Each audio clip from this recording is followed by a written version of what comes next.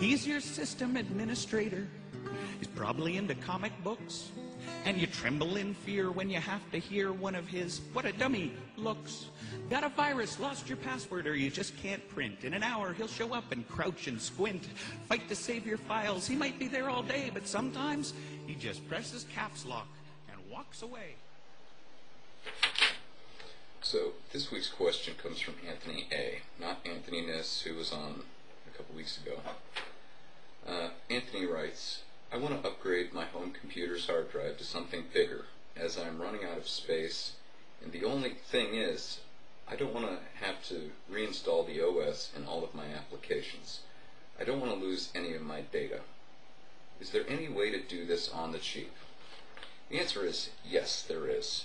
Now, if you're not an advanced user, I would suggest going out and biting the bullet and buying Norton Ghost or Acronis or something that is easy to use and performs disk cloning rather quickly. What that'll do is take all of the data from your small drive and put it on the larger drive, and it'll be just quick and easy. But if you don't have the 60 some odd dollars for a license, or if you're just plain lazy and don't want to go out to Best Buy, there is a free solution out there, and for that you'll need obviously 2 hard drives, a computer, an Ubuntu Live CD, and a ton of patience. Now, the Ubuntu Live CD is optional. I'm just using it for demonstration purposes here, but you can use any distribution that has both fdisk and DD in it. Now, DD stands for data dump, or if you do it wrong, data destroyer. So here I have my Ubuntu VM set up in Sun VirtualBox. I'm going to open up a terminal, and in order to do all of this, you need to be a root user. And in order to run things as root, sudo fdisk-l, and what this will do is list all of the block devices on your computer. Now, this might seem a little daunting, but this is only to show, or only to tell, which hard drive is which. Like this one, the small one, is drive SDB, and the large one is SDC.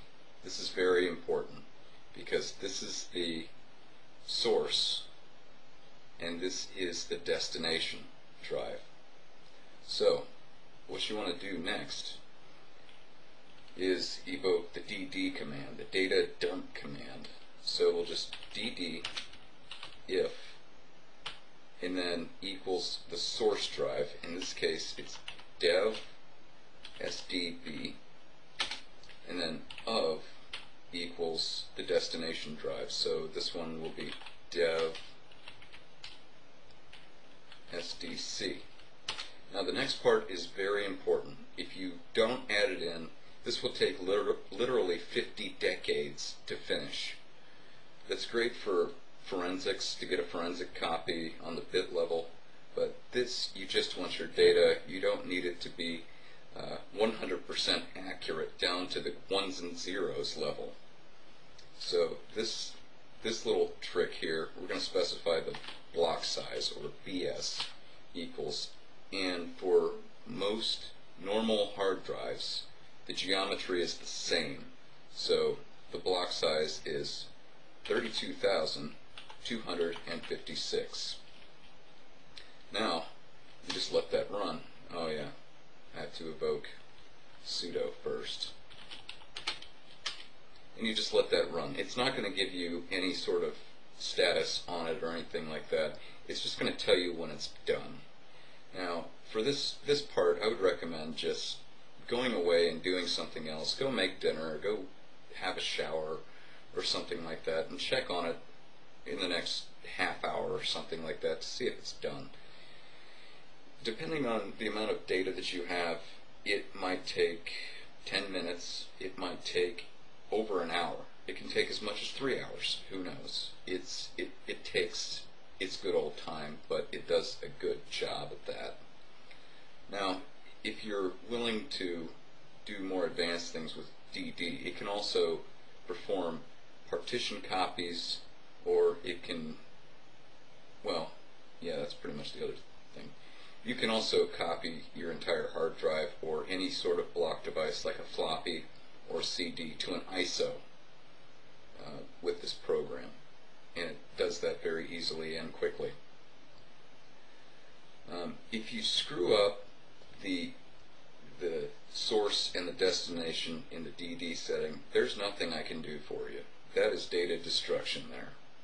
What you do when you, for our example, if you were to specify the drives in reverse order, you would be cloning the large hard drive to the small hard drive, the large hard drive being empty.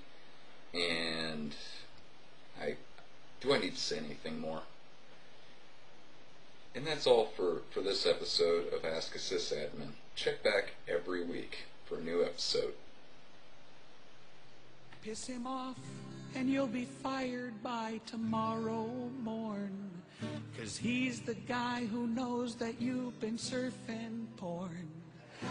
So make sure you stay nice to your system administrator.